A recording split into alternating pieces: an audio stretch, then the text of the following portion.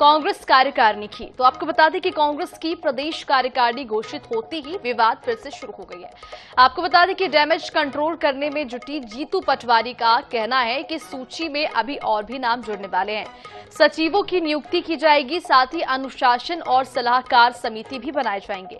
जबकि कांग्रेस की सूची में 177 नाम शामिल हैं, लेकिन ये जंबो कार्यकारिणी भी कांग्रेस नेताओं को संतुष्ट नहीं कर पाई है। दूसरी तरफ बीजेपी है, जहां पर प्रदेश कार्यकारिणी में महज 58 नेताओं की ही जगह मिली है, लेकिन अभी विरोध का कोई भी स्वर सुनाई नहीं दे रहा है। देखिए इस रिपोर्ट।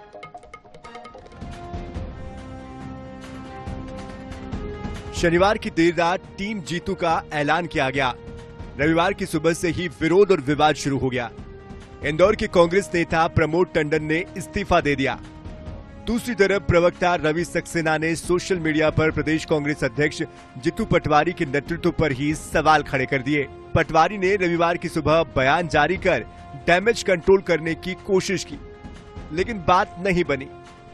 और भी परिवार के लोग हैं जिनको पार्टी के लिए काम करना है, उनकी भी अपेक्षा होती है और उनका एहसास मुझे भी है। तो मैं मानता हूँ पार्टी को तो जो हुआ है मतलब द बेस्ट जो हो सकता था वो करने की कोशिश की।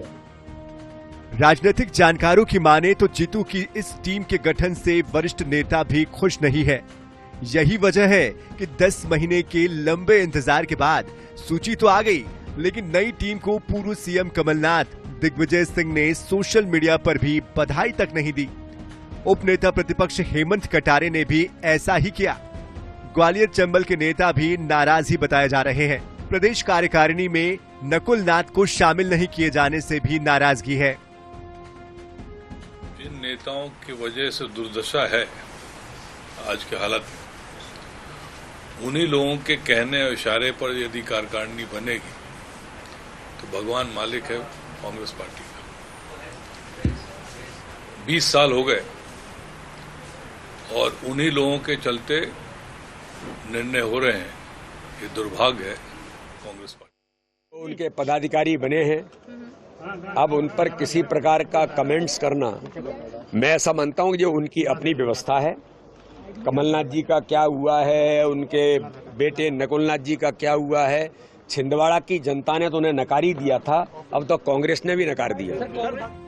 अब सवाल यही है कि चुनाव में प्रत्याशियों की सूची हो या कार्यकारिणी का ऐलान, हर बार कांग्रेस में विवाद ही क्यों शुरू हो जाते हैं। प्रदेश प्रभारी भंवर जितेंद्र सिंह और पीसीसी चीफ जीतू पटवारी में अनुशासन के दावे तो करते हैं, लेकिन ये नजर नहीं आते। हालांकि कांग्रेस नेता अब भी ये कह रहे हैं कि कहीं कोई विरोध नहीं है। आप अपनी कार्यकारिणी घोषित करने में इससे पहले 11 महीने लगा चुके वीडी शर्मा जी की, और कांग्रेस पर आरोप लगा रहे हैं। कहाँ विरोध है? पूरा कार्यालय में शांति शांति है, हर एक संतुष्ट है, और आगे समितियां भी आनी हैं, सबको ये भी मालूम है। अनुशासन समिति में वरिष्ठ लोगों का आना है, सचिव जो हमारे युवा साथी हैं उनको बनना है, बहुत सारी चीजें हैं, और आखिरी में तो सबको कांग्रेस के लिए काम करना है। सब जानते हैं इस चीज को, दोनों उपचुनाव में लगे हुए हैं सब लोग। कांग्रेस और बीजेपी की कार्यकारिणी की तुलना से ये साफ जाहिर हो जाता है कि दो पार्टियों में अनुशासन की क्या स्थिति है। कांग्रेस की नई सूची में इतने पदाधिकारी, उपाध्यक्ष 17, महासचिव 71, विशेष कार्यकारी सदस्य 16, स्थायी आमंत्रित सदस्य 35, विशेष आमंत्रित सदस्य 40, यानी अध्यक्ष को मिलाकर 170 लोग हैं। बीजेपी की सूची में उपाध्यक्ष 14, प्रदेश संगठन मंत्री 1, महामंत्री 5, प्रदेश मंत्री 14, सह मीडिया प्रभारी 9, प्रदेश प्रवक्ता 8 और कोषाध्यक्ष, प्रदेश सह कोषाध्यक्ष, प्रदेश कार्यालय मंत्री, प्रदेश मीडिया प्रभारी शामिल हैं। यानी महज 58 नेता ही प्रदेश कार्यकारिणी में शामिल हैं। दूसरी तरफ बीजेपी है, जहां पिछली बार साल 2021 में कार्यकारिणी का ऐलान किया गया था। इस कार्यकारिणी में महज 58 नेता ही शामिल हैं, लेकिन इसके ऐलान के बाद कोई विरोध या विवाद की स्थिति नहीं बनी। बीजेपी नेताओं का ये कहना है कि उनका संगठन पार्टी संविधान से चलता है। बीजेपी में अनुशासन है, पारदर्शी तरीके से पदाधिकारियों का चुनाव होता है, कार्यकर्ताओं को ही पदाधिकारी बनाया जाता है।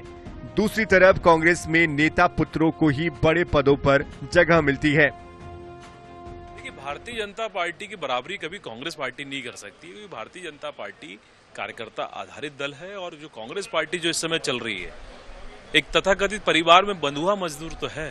सोनिया गांधी 20-20, 22-22 साल अध्यक्ष रहती हैं। जब वो उनका मन भर जाता तो बेटे को बना देती हैं, फिर बेटा इस्तीफा देता फिर मां बन जाती हैं। तो एक परिवार में चलने वाली पार्टी और एक कार्यकर्ता आधारित दल, बड़ा अंतर है। और आप देखिए, मध्य प्रदेश में 10 महीने की कवायद के बाद अंततः जीतू पटवारी जी ने कार्यकारिणी घोषित हुई, उसका विरोध उनके यहाँ ही होने लगा। असल में कांग्रेस का इतिहास रहा है कि जब भी कार्यकारिणी घोषित होती है, हंगामा जरूर मचता है। इसका कारण है कि मध्य प्रदेश कांग्रेस कई गुटों में बटी हुई है। वहीं दूसरी तरफ भाजपा में कार्यकारिणी को लेकर कभी सवाल खड़े नहीं हुए। ऐसे में कहा जा सकता है कि जीतू पटवारी के कार्यकारिणी घोषित होने के बाद हंगामा होना लाजमी था। ये कोई नई बात नहीं है। अंकुश मौर्य के साथ अनुराग मालवीय, INS 24/7 भोपाल।